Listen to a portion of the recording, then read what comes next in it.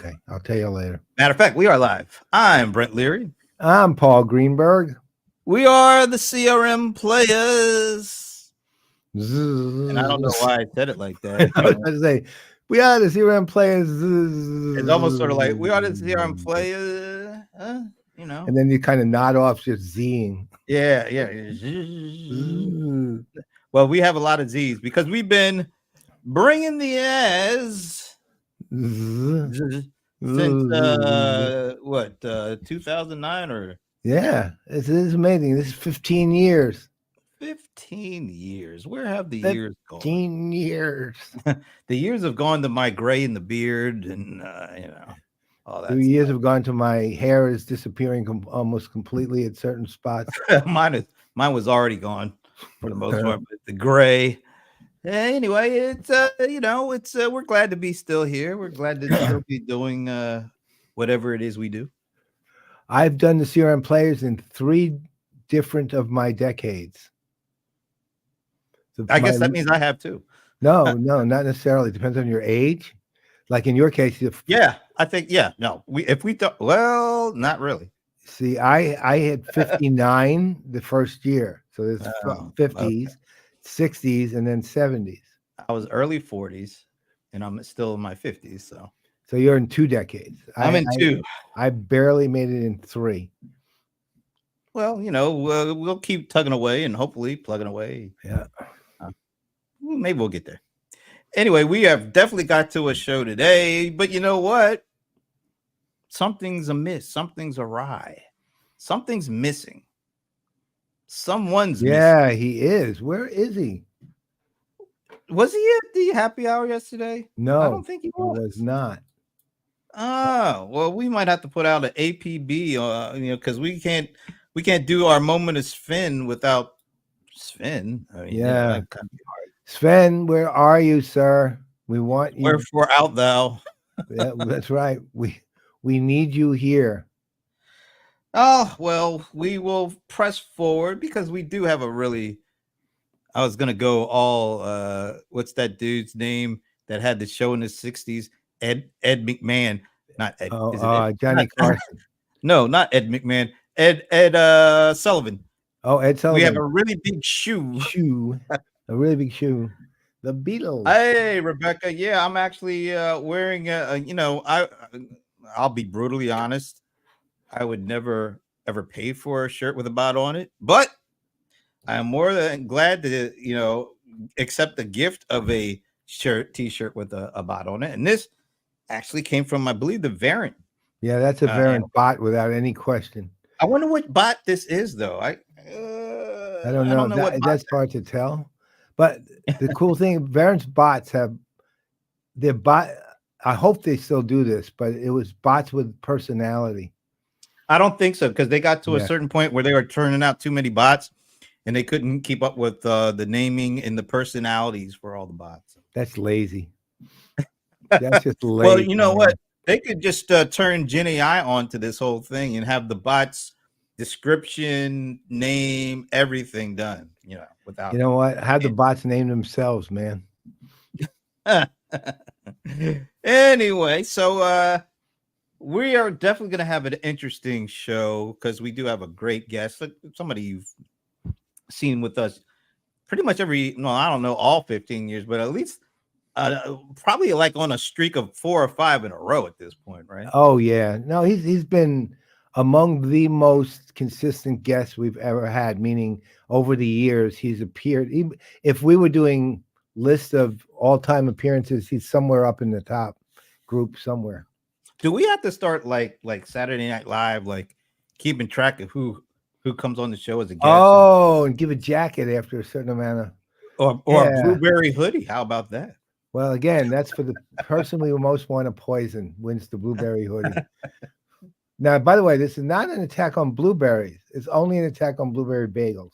I feel it's an attack. To be clear, I love blueberries. I love them, and I really love them when they're in dough. You like blueberries in dough. Yes. Is that it? Is there anything wrong with blueberries in dough? I don't see anything wrong with it. Yes, quite a bit. Could be wrong, but anyway, yes.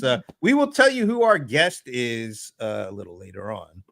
But before we do that, let's see. Do I have any house cleaning yet? Well, I always do. I mean, housekeeping. I never get that right. I always You go, do I have any house cleaning, Paul? You're fired. if you ever seen my house, maybe you would know why I'm fixated on housekeeping. Because cleaning, I don't do it anyway. We are only 2 weeks away from. Yeah. Oh, I forgot to change. It's 2 p.m. by the way. I didn't update the graphic. It's 2 p.m. But go ahead and tell them what's coming up on me. Okay, so this is that we mentioned it last week and we'll mention it again. We had this amazing. It was a debate. There was no question about it between Cheryl Kingstone and Esteban Kolsky and John Reed and Bob Stutz. And if you watch that show, there comes a point where Brent and I are talking and we realize, oh my God, this needs to be its own show. And voila, a new PPN show is born. The Great Debate monthly. This is the first kickoff. That was the pilot, so to speak. This is the kickoff of the very first show. And you'll note one thing about it. It says CRM Playaz Great Debate, as it says CRM Playaz Watch Party, as it says CRM Playaz Executive Roundtable. These are in the PPN network universe, CRM Playaz branded special shows. They're part of the Playaz sub-universe inside, right? They're not Whispered Insights. They're not in the hot seat. This is really important. And this one is killer. We've got the incredibly bright, great storyteller, Brian Summer, who will, let's say he will make it very clear what he knows and what he thinks in his rather wry fashion. We have Martin Schneider, who, when I met him, let's just say this, he says exactly what he thinks. I mean, it's probably word for word what actually goes on in his head, right? And you will hear his very well considered thoughts on whatever the 3 topics that we bring up for them for 10 minutes each for them to discuss. Josh Greenbaum, this guy, first, let's put it this way. First time I met him was an SAP thing. He stood up, asked SAP a question, and I went, oh my God. He asked that kind of blunt question. I was like, I'm no stranger to bluntness, but that thing was like deadly weapon blunt, right? And he is going to be on there. And of course, the what's a good word for her? You can't use irascible. I can't use irascible. I can't use the irrepressible. Ooh. Liz Miller. The irrepressible Liz Miller. Liz, this is a person who just knows her stuff and puts it to you and does it in a big way that makes you kind of, on the one hand, laugh and then realize, wow, I just laughed and my head is bleeding. Right. She slugged me. Right. I mean, this is going to be a beauty. Right. So if I'm you, you're not going to know the subjects till the day on May 1st at 2 p.m. ET, but you want to hear what they're going to say. Yeah. Once again, that's 2 p.m. Right. On May 1st. We'll be putting up this event post. Yeah, probably right after the show because we're about less than 2 weeks out now. So yeah, we'll do that. And once again, like Paul said, we don't let them know what the topics are until we tell them on the show. We give them 10 minutes to discuss it amongst themselves. And traditionally that we have to cut them off because, it kind of gets heated every now and then. But we get 10 minutes each for each topic. They don't know what they're going to be talking about until that day. And we also welcome, as always, the comments to come in, because we know they aren't the only ones that are opinionated about some of these topics. So we always welcome the voice coming from the comment section. Amen. All right. So before we get too far into this, you want to give them a little bit of an update since we seem to be moving pretty nicely now towards the very first ever CRM Playaz / PPM live event. So we, I can tell you this, IRL 2024, which is that event in real life 2024, November 11th, November 12th in Atlanta at the Atlanta Tech Village in Buckhead. Be ready and be there, because we're starting to move forward, and there is a lot that is going to be happening at that event. I mean, a lot. And we'll do a much more detailed look at this, a little future show, because we're still working out details, but I'll give you some real, let's say, high level highlights, with the caveat these are subject to change with and without notice. Okay. So first of all, it's all going to be live streamed, and we're going to be running 2 simultaneous paths. They're not tracks. They're not like thematically specific that way. 2 simultaneous things while we're there. Among the things we're going to be doing is getting you guys, if you're there, involved in things we're doing. So, for example, you saw the great debate. Well, imagine something akin to that with 3 seats and a 4th empty one. And 3 of those seats are filled by maybe 3 of those people right on that thing. You guys get to fill the 4th if you're attending. Okay? That's one thing that we're doing. Everything's going to be live streamed, right? We're going to be doing, we hope, and this one probably the one most subject to change without notice, is the launch of the new PPN awesome show called Crapshoot. It's a quiz show, and there's going to be competitive teams on that stage competing for, as yet to be just figured out, prizes, right? And it'll be the launch of the show, and it will be live streamed. And another thing we're going to do is, as you know, I sunset the CRM watch list last year. Well, we're doing the grand finale awards, which are not like the watch list, no submissions necessary from vendors or anything like that. But these are awards like best CEO, best executive assistant, most powerful platform in this area, whatever area, blah, blah, and go on and on. We have, let's say this, we have right now close to 90 suggestions as to categories. We'll be paring that down considerably. But most importantly, typically I've always been the only judge on CRM watch list. We have an analyst panel of 39, mostly analysts, a couple of people who are not analysts, but who know the market and are influential, who are also judges on this panel. So this is a very powerful thing. The winners will be chosen by them, and there will be some along the way over the next few months, getting some inputs from you out there. So I would advise showing up at that event, because we are going to announce all the winners at that event. And that's just a few things. Plus, there's going to be a tasting of some form of alcohol. We won't tell you which yet. And there's going to be food, and there's going to be a lot of opportunity for you to participate directly in the event itself. Keep in mind, we're going into this, we're a media network with influencers. This is not a vendor event. This is not a industry event. Charlie, actually, that's one of the 90 suggested categories. And people, no analysts are eligible. So Charlie, you got a shot, man. You got a shot at winning. So it will be by name. That's the other thing. The awards will have not only company names, but there'll be awards to actual people, right? So be prepared, man. This is going to be an amazing trip, and very different than any conference I think anyone's ever done. And again, it's all being live streamed. Yeah, and since just a hint.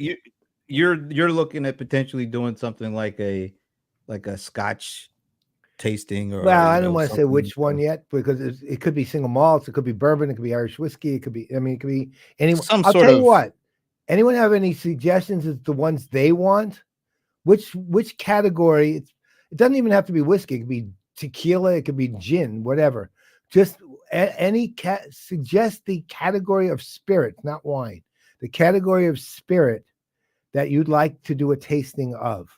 And I'll take them over the next month, and then I got to get to work on it. So Yeah. Well, while you're doing that, I might have to do something. I might have to do like I don't know, like a blueberry bagel tasting kind of you can do thing. that because your only choice is Thomas's.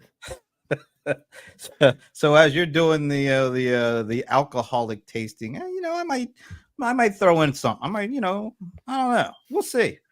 Figure it out. Well, there's one thing I didn't mention is there might be some form of music, but that's not really up to me. Yeah, we'll see. But anyway, yeah, we're starting to see things coming together, and that's kind of fun because 15 years and we've never done a live event. It's amazing. We've done every other form of event, but not live. Yeah. Yeah, like unlive events. Well, we've actually done things at events. Remember we did they were never our own. Never our own. That's right. We did what was that company? A Coke, Pepsi. If you don't know the difference between those two, don't even that one. Yeah, sorry. I mean, that's I will say this though. So I was actually on a tour of the facilities, the Atlanta Tech Village, and I had with me the Midas of Martech and also the Golden Smog of CRM and the voice of PPN, Anand Thakur. He joined me because he's like the unofficial mayor of that Atlanta Tech Village. Like everybody, he's around shaking hands, kissing babies, all that kind of stuff. I was like, wow, this is cool. I'm with a celebrity here. So we went up there and we had lunch before we did the tour at one of the really nice restaurants in the area. By the way, the area that this the event is going to be in is Buckhead. If you haven't been there, ask anybody who has. It's very nice. It's right in the heart of all the tech activity in kind of Metro Atlanta. You can walk to restaurants and great hotels, so it'll be a cool place to come and have people join us and come to town and hang out. But anyway, so we were at one of these restaurants, and of course you get asked what do you like to drink. And we're in Atlanta Metro, right? So you can ask almost for any kind of Coke variety or variant, and you should get it, right? So a guy asked me, and I said, "Oh, I just want a Coke Zero. Would you be okay with Diet Pepsi?" What?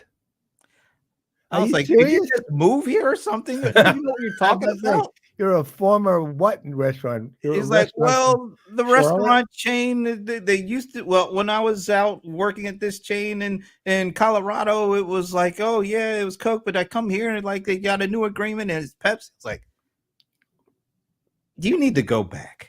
Just go wherever. Never ask me that again. So I ended up drinking water. Anyway, long story short, Buckhead is a great place. We're hoping and we're really anticipating to have a unique kind of event that is not a lot like the events that most of us go to, and we think that's a good thing.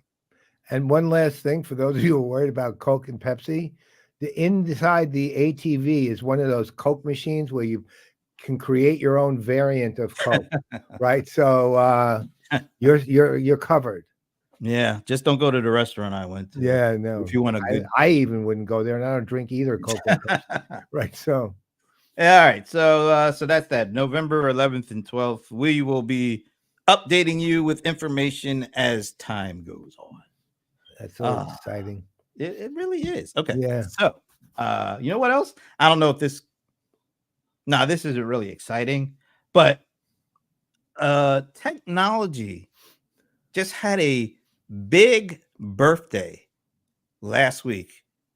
And it's an old technology. It's been around longer than even I've been around, which is kind of saying a lot. So, do you have any idea of technology that I'll even give you the number. Celebrate. Matter of fact, this technology as of last week is now able to get Medicare. What?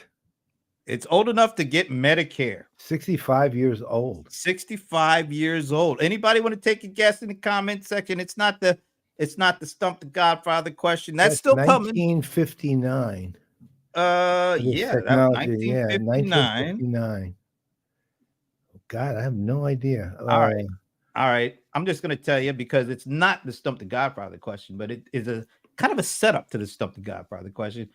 Say happy birthday and happy Medicaid or Medicare, whatever Medicare. it is. Let me get this slide up. Cobalt just turned 65 last week. How about that? That's kind of amazing. First of all, wait a minute. We got to stop the presses. Look who's here today. Giles. Oh, yeah, the man himself. It's been a while, man. Good to see you. Thanks for joining us. Sorry to tell you you're wrong, but way wrong. Glad to have you. You can trace CRM to the 90s. Mr. Berkson, Alan Berkson. Well, I did I already show this before he answered? I probably did. Anyway, you did. You clearly did. Happy 65th to Cobalt. You have any old Cobalt stories? Like, did you ever? What are you kidding? I mean, I'm one of those people who hated. When I went to school in the 60s, we had to do the punch card stuff. I wasn't programming. I didn't even know how to do the punch card stuff right. I tried to program hello and I blew up the school. Right? I mean, right. Yeah, so, but given your background, that might have been right. It might have been deliberate. Right. So, right. No, I'd heard of COBOL. That's as far as I ever got with COBOL. Do you actually have a COBOL story?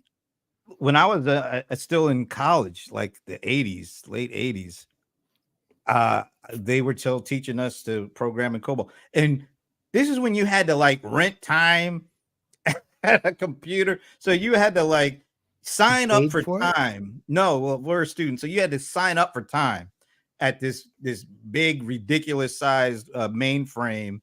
And I think we were actually using punch cards or something like that too. Yeah. It was like ridiculous. But it was some sort of computer programming class I was taking, and it was COBOL. I mean, we had to take Pascal. We had to take Fortran. I'm like, what the hell is this stuff?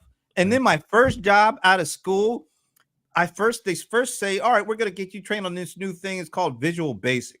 So you're going to go away to Visual Basic training. And I was like, oh, this is cool. Windows programming. Oh, this is great. So I go away. I get certified. I come back and they're like, you know what? We're also going to send you to COBOL school. It's like, you expect me to do that after I just started playing around with Visual Basic?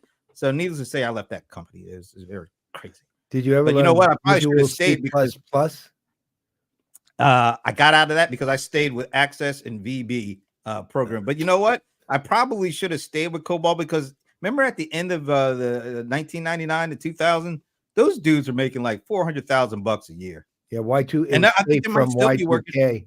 Yeah, and I think they're still making that up now because now we can go into this. And now it's time for Stump the Godfather with the Venerable Paul Greenberg. This is setting me brought up to you by no Microsoft Dynamics 365 Copilot. That's right, folks. It's that time of day. Well, not day, but you know what I mean. All right, so got through all the 65 stuff, but here's where the Stump the Godfather question comes in.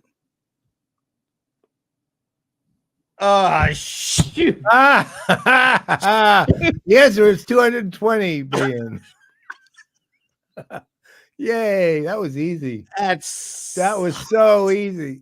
This was going to be a really good one, too. Yeah, it was, wasn't it? That was the easiest answer I ever had. I knew the answer. I knew I would have gotten it. You would have never gotten that. I knew it was 220 billion. Yeah, of course I did. Who doesn't? That really sucks. Who doesn't know that answer? Man, that was going to be a great one. All right. Well, I got to back up. All right. So we know there's 220 billion lines of COBOL code still in use today. What percentage of the ATM machines are using COBOL code to take all your ATM transactions? So that's all ATM machines in the U.S.? All the ATM machines in the U.S. All the ATM machines in the U.S. What percentage of COBOL code are running all the ATM machines in the U.S.? Wait.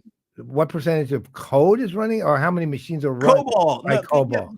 It's just Well, what which? percentage, How many machines are what run, or what percentage percentage of COBOL per machine?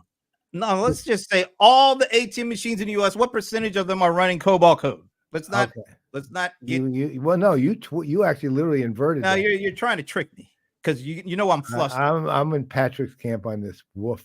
What does that mean, Rebecca? We need a little bit more clarification from Patrick on the woof. Okay, Rebecca is coming in with 90%. Yeah, I'm there with her actually. Charlie said play Jeopardy. No, you can't do that. He'd answer it correctly. And our guest in the green room, if you have a guess, just put it in the private chat and we'll let people know what you say. So we got Rebecca at 90%, Patrick at Wolf, all.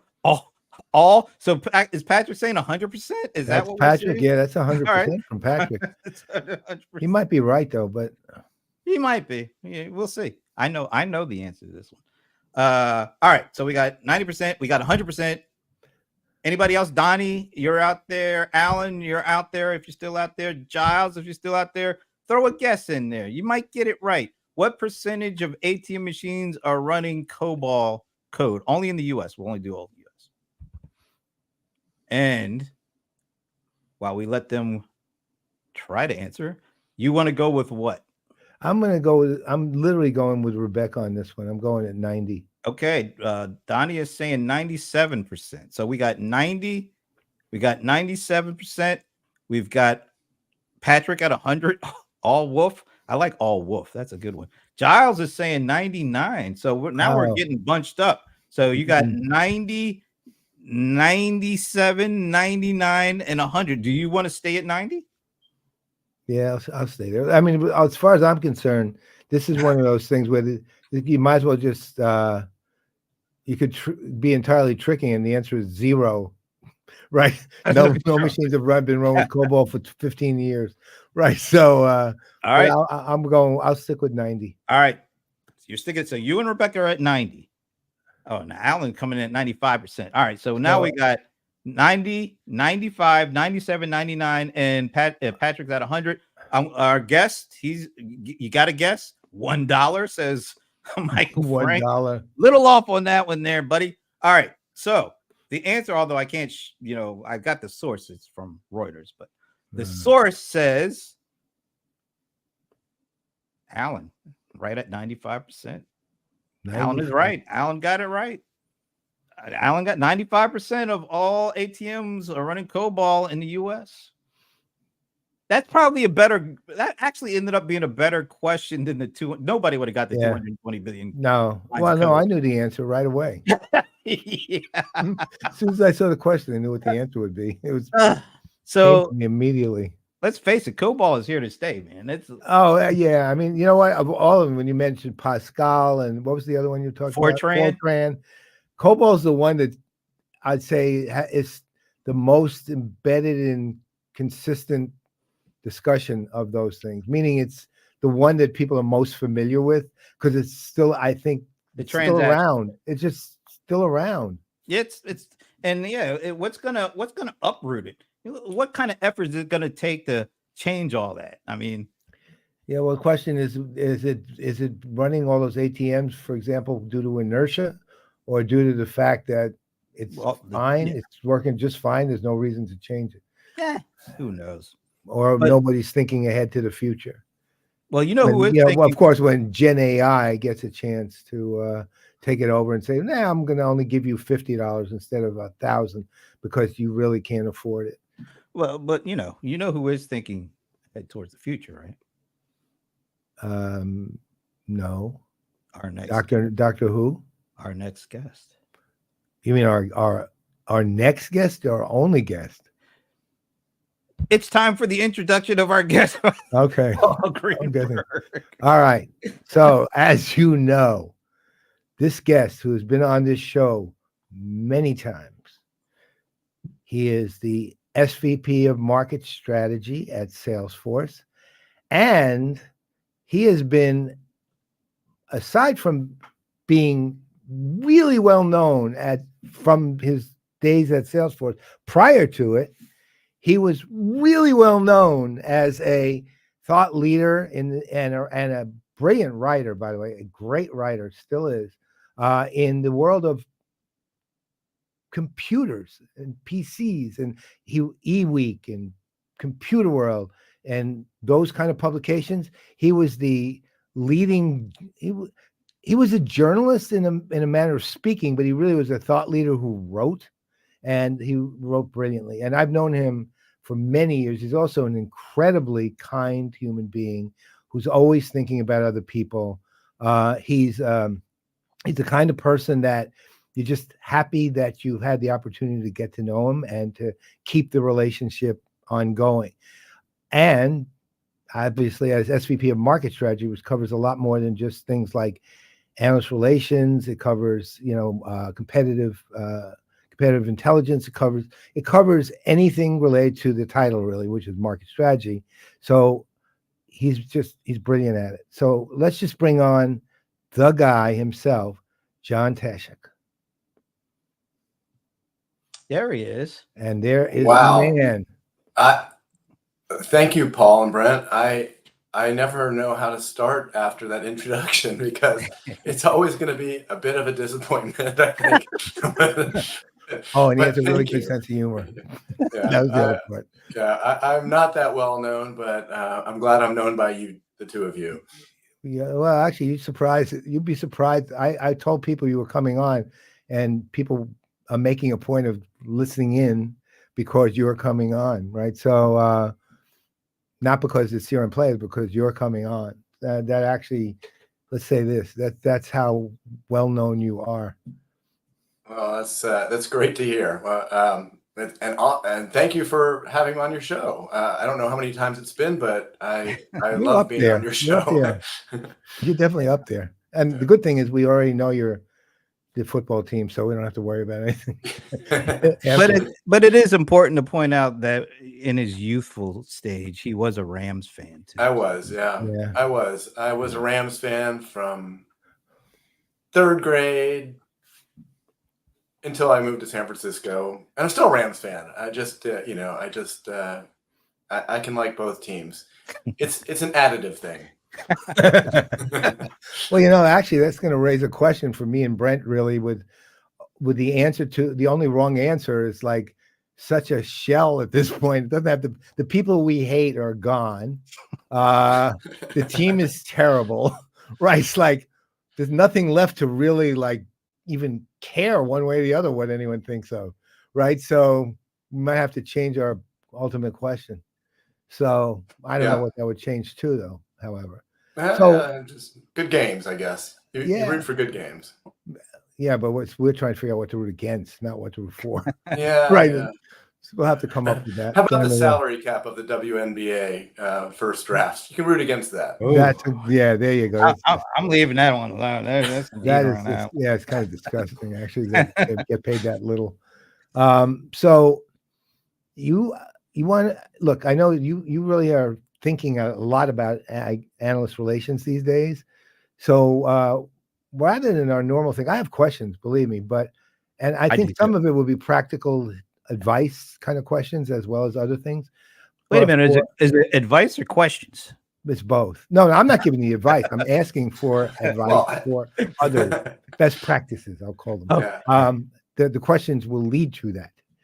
But why don't you just kind of kick it off in terms of your thinking? Because you obviously got something you're thinking about. And I think you've got people really curious about this. Wow, thanks for that open-ended question, Paul. Not even a question. Sort of a statement. Yeah, exactly. Like the floor is yours. Do whatever you want with it. Oh, that's great. Thank you. Well, it's been I've been at Salesforce coming up on 21 years, and I'd say almost that entire time. Well, it is the entire time I've dealt with the analysts. And before that, for 12 years, I was in the press. I wouldn't say I was a journalist, really. That's what I said. It's an art. Journalism is an art. I didn't have that art form. I was more of a guy who loved technology, who knew how to write but I didn't, interview people. I didn't like track the news. There's like a whole bunch of things about historians that that journalists need to be that, I'm not. But I love technology. I love evaluation. So I carried that through to Salesforce. And like the first 5 years or so, it didn't seem any different to me, being at eWeek or PC Week in Salesforce, except that I would do more in a week at Salesforce than I did at 6 months at Ziff Davis. It's the pace of change is so rapid. And it's not like I say I was like idle before. Right. That was a tough job as well. It's just different. So the state of analyst, I think I went into, and I think I've said this on the show before, but I went into it thinking that analyst relations is not what people think it is. And I kind of developed some values early on, and some of them are, I could talk to, my first actual conversation was with Rebecca.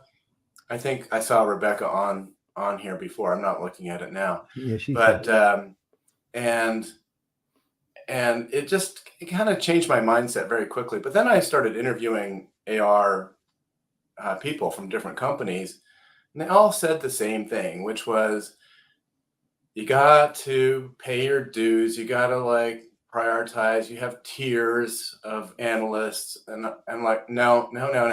That's not the way I think it should be. There are analysts who understand technology, who can add value to me or to the company or to the technology world. And that's how I would prioritize, not by a firm, not by an evaluation, not by anything like that. And then I started to look deeper into the impact or the humanity of the analysts, and analysts are people, and everyone at their core nature has to be relevant and feel like they're adding value, empowered. And I kind of made it that part of the job, part of my values was, okay, we can help empower. We can't do all of it, but we can help. And we can, part of the value is seeing the insight brought to life in a product. And we're a technology company. The product can change, the technology world can change. And how does the analyst impact value? Now there are a lot of big firms out there, and not all the analysts are great. So I was looking at the individual analysts, and that started out as like a core value. Are they helping technology in general? That was just to go back. I got into technology for one reason, because I liked it. Computer technology, I'd say. I was into stereos before that and cars before that. But computer technology it made people feel dumb. I could tell by everyone around me. And there was a lack of experimentation or curiosity because of the fear of it.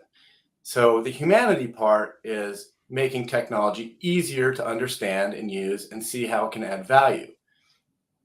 So that's how I got into it. So the humanity is still there. It's still my main value. How can an analyst help humanity via the little microcosm of the technology world, which is quite big these days, of course. And so I look at the state of the analyst world today, and it's not really that different, I don't think. If a person understands that technology is one way that they can help humanity in some way. I don't want to speak in such big aphorisms or anything like that, but if they can help technology in some way, and they can help Salesforce, and we can help the analyst help us, that's a great mutual relationship. I don't think there's anything different about that today. I don't think of it. Now, that said, the world kind of changes. Our company got a lot bigger. There was only 300 people at the company when I joined, and it's over 70,000 now. There's tens of thousands of startups every year. hardly any of them deal with analyst firms in any way. Most of them don't deal with it in the right way. And, because they want it to be lead gen, or they want it to be, help their marketing campaigns. And so, that's amplified quite a bit more. There are hundreds of thousands of, actual competitors that we have. Any company has, really. Yeah. And the analysts help, sort it out, prioritize, shortlist. There's lots of things that they do that are more operational. And yeah, we have to work in that kind of paradigm. But the value doesn't change. Can they help us? Can we help them? Can it be a mutual relationship? And then that's it. Everybody else kind of, falls off the charts. But we still try to find analysts that feel that way, because analysts come and go as well. Yeah. You have not, but the analysts do at firms, and they go and they start at vendors and things like that. But there's always new ones coming in, and I've taken it as more of an elder approach, a mentor approach, often, where I can just help them see that they have value. It's tougher. It's a bigger, more complex environment, and they I just want to know that they have value to us. Well, I will say one of the things that early on with Salesforce, and when you got there, and I think this is even back in the days when like Teen was still there. I mean, really a long time ago. I learned something about what your approach was, unlike any other approach at the time. Now I'd say there's maybe one or two other companies who are gone in similar directions, which was, look, analyst relations people, you're talking to these analysts all day. Your job is to continually communicate with them in part, and to both provide them with things and learn from them, and at the same time have them hopefully learn something from you too. You're bound to establish, you are humans, and you're bound to establish relationships of some kind to them. Maybe they're just friendships. You meet your best friend in the world, and you're AR and they're an analyst, and that may happen. So, and what you did, which most people don't do, right, is said, that's fine, right? Most people say you can't do that. And there's a big difference, even in companies, I would say, and I've got a couple in mind, but I won't say who are professional with their AR team, and they're good. They're good at AR teams per se, but they don't establish the relationships at the level that they provide us with what we need for information, but they don't establish the relationships at just the level of human to human. And the one thing you always said was, please just remember who you work for. And that was the only caveat involved, but is important one, obviously, because look, I think that made a huge difference in why the AR program at Salesforce is so highly regarded by analysts, where at other companies, let's say, it's not as regarded, or not regarded as well. Well, I was really fortunate to have given a charter to act on my own. Now there was Amy Lynch as well on the team back then, but I was given the charter from the CEO himself to say, John, run it as your own business. You're the CEO of your own, firm. You have no budget. You have only the tools you have at your resources that you're available, and figure out a way to make it work. Well, I didn't even know what success looked like back then. I just knew most of the analysts did not like us as a company, not as people, right, but as a company. We had a lot of hype. We had we're talking to software analysts when our tagline was no software. That's a bit of a challenge. Yeah.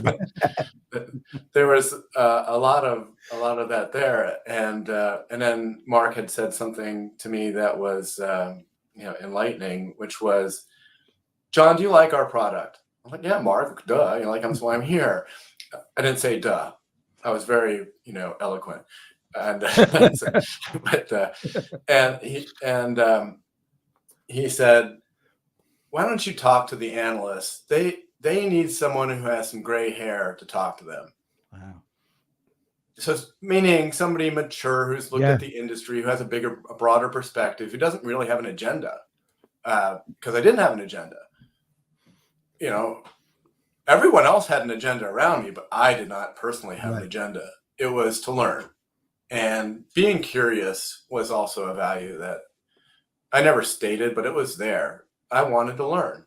I wanted to learn more about the industry that was so fascinating to me. So just like it evolved from there. And then I came up with some rules, I guess. They weren't really rules. There's no doctrine about this or dogma about this, but there were some rules, but they were in my head a lot. So over time, I needed people to figure out what I was thinking. And that's where, Anne and Chen came in, RT Narayanan, Carolina, and they were able to take all the parts that I didn't think I was really good at communicating and doing it. Right. Yeah. So with that team, then it evolved into what it is now, which is a much bigger team in a much bigger world. It's a great. And you just named like the equivalent of the 27 Yankees. These are the people that you have working with you. Yeah, that's like a murderer's row of analyst relations, if I ever heard it. You're not kidding. And they've been, whether we go ups and downs and morale and things like that, they stayed there. They're still here. Yeah. Which, as the folks on the other side of the relationship really appreciate. I remember during the pandemic when everything went virtual and we were there for years. It was so nice after that. The first Dreamforce, we didn't know exactly how it was going to go because we knew it wasn't going to be the same experience as before the pandemic. To see those faces, those familiar faces and people that we knew and were comfortable with, it was such a great part of the kind of the reopening after the pandemic experience. And I don't know if people really understood just how important having that kind of relationship that actually went back previous to then, because there were a lot of people that were hired, and nothing against new people, we just didn't know them, and so we didn't know what to expect, generally speaking, from the Dreamforce experience post pandemic. But we were so made comfortable because there were people that we knew prior to it that we knew we were at least going to be. It was going to be an easier, smoother transition, whatever the experience was going to be. So that was great. Yeah, well, virtual for a person like me, a bit introverted, is great if you already know the people, right? It keeps the relationship going. Yep. It's also good as an icebreaker for the hope and optimism that you're going to meet the person in general later. But it's not a substitute for either of them. It can't be. You have to compartmentalize that aspect of it. It's not, you can't do it for everything. But I still use it for both. If I haven't seen somebody in a long time, virtual is good. Yeah. But it doesn't the other replace thing anything. that actually works and is cohesive with you guys specifically, like, for example, I've known Ann now a very long time also, and once a month we just catch up, and it's not a business talk. It's just I've known her long enough to call her my friend, right? And I just want to know how she's doing, right? And she wants to know how I'm doing, and that's what we talk about. And I know she's AR at Salesforce, and she knows I'm an analyst, so we don't talk secrets or anything. It was just a conversation about the people we are and, what we do in our life. And it ranges, during COVID, it was checking in, how's your health, right? I mean, it was like first question always, but it was a regular event, right? It's not like that's the only AR person I do that with. There's a few, but it's a handful, and it's literally probably one handful. But I do it with the people who, because they can and they did, I've managed to develop a relationship that means something to me well beyond the company, right? But you know what?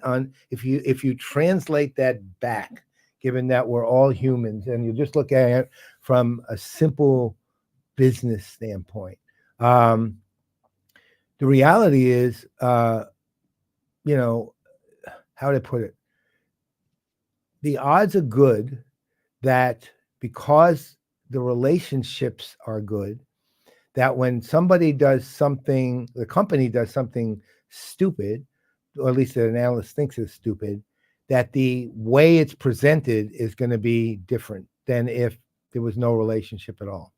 It's just human nature, right? Because the people remain in your mind.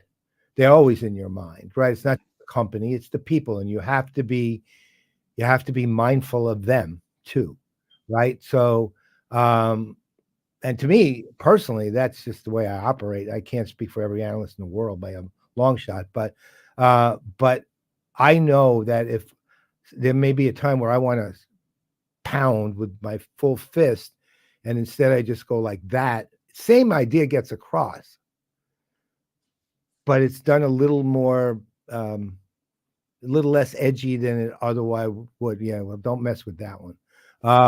Yeah, right. Well, I know what you're saying, and people have a veneer, the narrative they want to communicate, and some have a thicker veneer than the others. But when you have a relationship, you have to be vulnerable, and I would say sometimes those with the thinnest veneers, you can be vulnerable, and the relationship won't be as strong as if you are vulnerable with somebody with the thickest veneer, right, and the thickest narrative. Because if you spend the time and patience with a person, and you kind of not crack it, but just see below it, you're going to have a stronger relationship built on mutual trust, and it's analyst relations. It's relationships. Mm-hmm.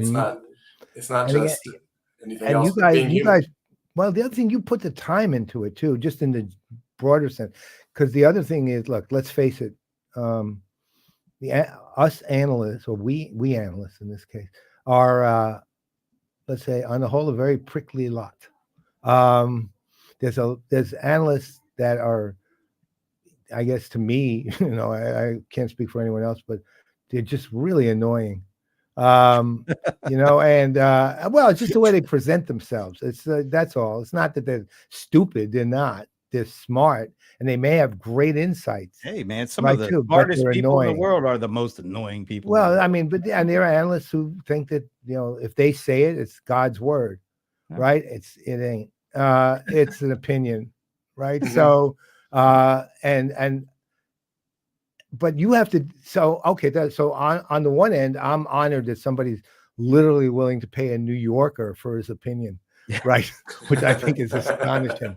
Like, I literally get paid for people to care what I say. I'm astounded anyone cares what I say, period. Right. On the other end, you have the God's word people, so to speak, but you're dealing with every part of the spectrum from end to end.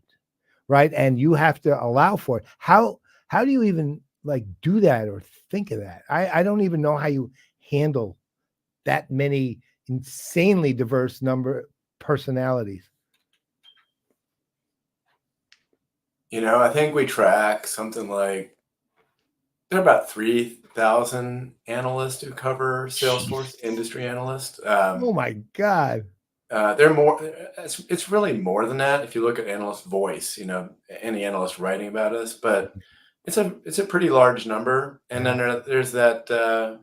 What's that number called? The Dunning number? Is that right?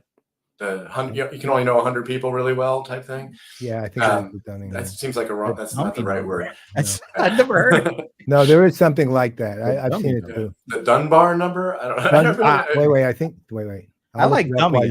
It's some number, but yeah, there's a number. Yes, that's it. Dunbar's number.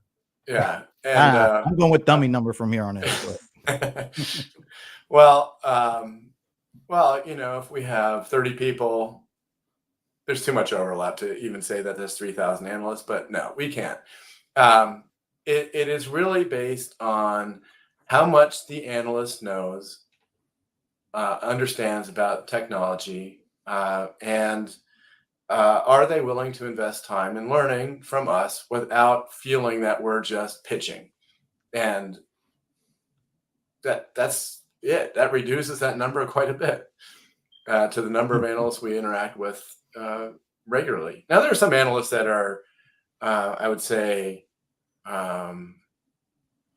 more influential on a broader scale, not more influential. Somebody can say something and it only influences 5 people, but they're the 5 people who matter. Yep. And somebody can go out on TV and say something and it's broadcast. I'm talking about more of the former than the latter here. Right. So there are some analysts that we pay attention to because of their position a little more, but it's not the core value. It's just there. It's just one of those things. Interesting. I mean, we could go on forever, but we know we have limited time. But one of the things we just talked about, and you really, the way that you explain analyst relations, it is relationship driven. You allow, and I would say not just allow, but you actually kind of you want your folks on your team to build relationships with folks like us that are just not transactional, but real relationships. But now we're in the age of AI and Gen AI, and it impacts every facet of life, both personally and professionally. What role should AI and Gen AI, where should it fit in the modern analyst relations, whole relationship between analysts and your team and folks like, you and others, actually? Well, and I mean, in a lot of ways, it's going to upend a lot of everything, but I think it's going to dramatically impact the analyst firms more than it's going to impact the relationships. As an example, analyst firms tend to put everything behind some kind of paywall or subscription model. Not all of them do, and there's of course a lot of public information, but one of the biggest barriers to our success with the individual, the human connection, is the data's not available. It's too hard to get. Well, Gen AI should make that easier. Why do I have to go wait for something to be presented to me for me to be interested in it? Why can't I go down some kind of rabbit hole that makes it a lot easier? And so I think that's one thing. I'd prefer to search or just ask questions and then naturally go down a path to find out information. And some of that information might be, well, who does this analyst talk to? Some of it might be, what is the content? Some of it might be, something like market share. That's on the vendor to analyst side. Something's going to dramatically change there, especially with Gen AI's ability to transform basically free text or unstructured data. On the relationship side, I think there's always going to be a human connection, and I can't really think that far in the future. But if you saw what Microsoft just did with their video, I don't mind that. I don't mind talking to a digital person, as long as I'm getting information. The biggest problem is, well, people tend to hallucinate as much as AI does. AI gets the blame because it's so obvious, but it's not even obvious all the time, but it's a little more transparent. So I think there's going to be an issue with the same with hallucinations. It'll just be amplified. That's where it takes your values and your execution to figure out what's right and what's wrong. Right. Somebody can be hallucinating all the time, but they might say one thing that's really valuable. Yeah. You need to be able to pick that out. What is the right thing? Yeah. And that's intuition, education, relationship, analysis of other data, and your view of the future. Amen. One follow-up to that is how does it change the internal relationships that AR and maybe other parts of your market strategy have with like marketing and sales and product development, and how does that relationship change? Yeah, the marketing, at least at our company, marketing, I think it's any company really, marketing needs leads, marketing needs awareness, and the viewpoint from people not really familiar with how analyst relations work will just use it as to leads, like to get awareness or validation. Really is what maybe the critical part there. That is going to be sped up. It's going to be the same as it is now, but it's going to be sped up. I want to go back to an analogy I made before I came to Salesforce, probably in the late 90s. The Palm Pilot came out, and I was using the Palm Pilot for a while. I know it dates me a bit, but I was using it for a while, and I came to the conclusion that if you're unstructured and disorganized, it's just going to make that worse, easier, right? You're going to be like, you don't have any grounding. Like if you're an unstructured person, putting stuff into a Palm Pilot will just make it digital and faster and easier. It's going to be the same, I think, and it takes bigger education, more reliance on critical thinking. Maybe that's maybe all this focus on STEM is without philosophy is going to be an issue in the future. Probably already is. But I think critical thinking and understanding of technology and its impact on the world, if you don't have it, it's just going to speed up your downfall faster. If that's the right way to say that. Accelerate your downfall. Yeah, I like accelerate your downfall, but I also like the dumb. What? Dunbar. I like the dumb whatever. I like the dummy list. I like that one better than the Dunbar number. Yeah, I like the dummy number better. Anyway. That was 150, by the way. It's down to 50 now? Yeah, it's basically 150 people that you're able to retain a consistent interpersonal relationship with is the number. Yeah, I think that's probably an average. I think there are some people who can only deal with 5. People who can deal with 200. Yeah, I'm on the under part of that, by the way. But John, this has been great as always. We definitely appreciate you joining us. Hopefully, we'll be able to do something in person at that Dreamforce thing. That would be kind of nice. Weird. Yeah. Well, that's is that September this year? I haven't. Yeah, I think it's early September. I want to say it's early September this year. It's different than last year. I know. I'm sure the people on your team know exactly. Yeah. Everyone knows except for me. I'll put it in my Palm Pilot. Yeah. All right. Well, we don't have to worry about we already covered the most important question, but we already know that one. So we appreciate it. And just to show you how important the relationships are, you know how we end our shows, right? I don't think he has does. It changed? Oh, no. Well, he may not have. Well, why don't we show you? Why don't we just show them? All right. Know it when you see it, though. So on behalf of John Taschek, I'm Brent Leary. I'm Paul Greenberg. We are the CRM Players. And as always, we can't end the show until we say hello to many. Yes, I've seen this one. Now we can say goodbye. Now.